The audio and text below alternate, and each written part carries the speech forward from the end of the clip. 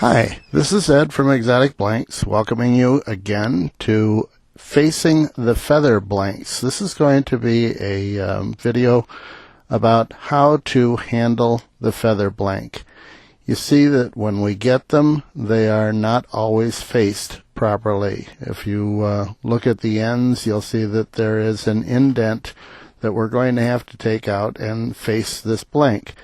Now, the way that I do it is not to do that first. So what we're going to do first is make ourselves a dowel that will be our sanding dowel. So I tried taking 3/4 inch dowel, straight maple dowel, and putting it in here so that I could hold it in place, and then I'm going to form it or shape it. And as you can see, I put it in one time and then tried putting a little more pressure on it so that it would stay in place better, and found that no matter how much pressure you put on it, one end will wiggle out of the way, and it turns out to fly away.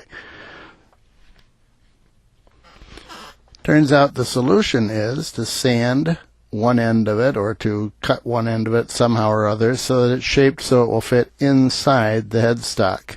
And then everything turns the way that you'd like it to, nice and concentric.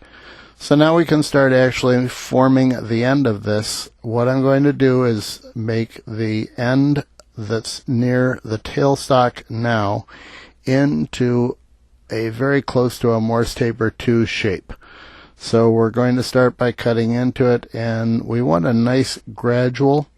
It really doesn't matter if the slope is perfect. You just want it to be a nice gradual slope that will ultimately end up fitting inside the headstock, so it looks a whole lot like a number 2 Morse taper. And that's what I'm doing here, is just easing off material, and there's no particular desired shape. It's just kind of a slope, and that will be good enough.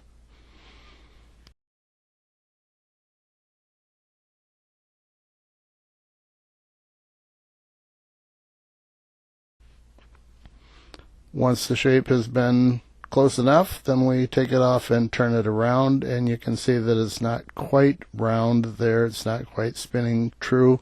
So I bring up the tailstock and just kind of clean it off so that it will spin true and look pretty.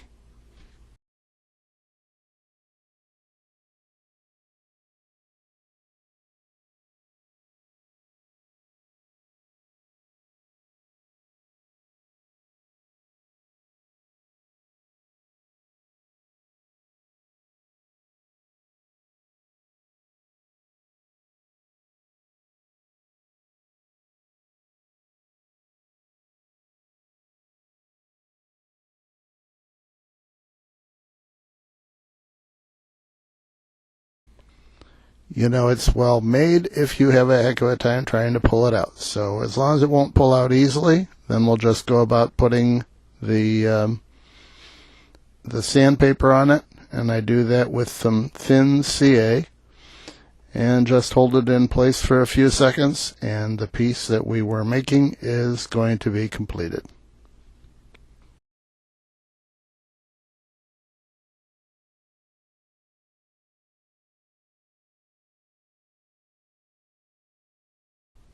And there it is. That's what it looks like with a piece of sandpaper on one end and essentially a Morse taper on the other.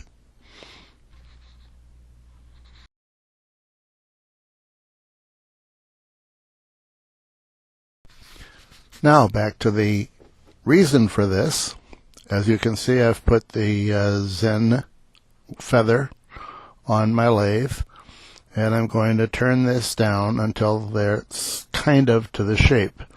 If you look carefully, you can kind of see the bushings are not fitting into this properly. They're not faced properly because it's still got crooked ends.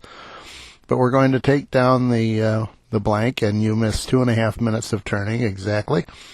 And it went from the blank that we get from John to this, which is close to the shape. And if you look at this very carefully, you can see at both ends there's kind of a clear area. It's obvious that there is no feather underneath it, and that's what we're doing at the moment. We're trying to get it down close to the bushings, and then that's the part that's going to come off and be faced out. You see right here, it's a little bit about 1/8 of an inch, and on the other end you got about another 1/8 of an inch. So we need to take 1/8 of an inch off both ends.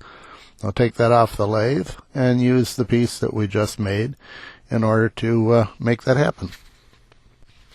First we insert the piece into the headstock, and as you can see the sandpaper is toward the tailstock. Then I've put a punch that is the same size as the inside of the Zen into a chuck, and that is now going into the tailstock, and we move that tailstock up and lock it so that we can move the pen blank close to the turning sandpaper without worrying about the pen blank moving. Then I just revolve the pen blank against the sandpaper, and it doesn't take long at all. That's 120 grit sandpaper, and you can see I have a shiny brass end on that end. Now we'll turn it around and do the other end in the same manner. Pull it up and lock it, and then because that punch is straight. Now you may be worried about whether the sandpaper is turning true, but if you look at it from the side, you can tell that it is not wobbling. It's turning true, and it's giving you a good edge. So it is doing a fine job, and that's what it takes to be able to give you that kind of a brass tube, and everything is ready with the next stage, which is continuing to turn it until it's finished. Thanks for watching. This is Ed from Exotic Blanks. Good night.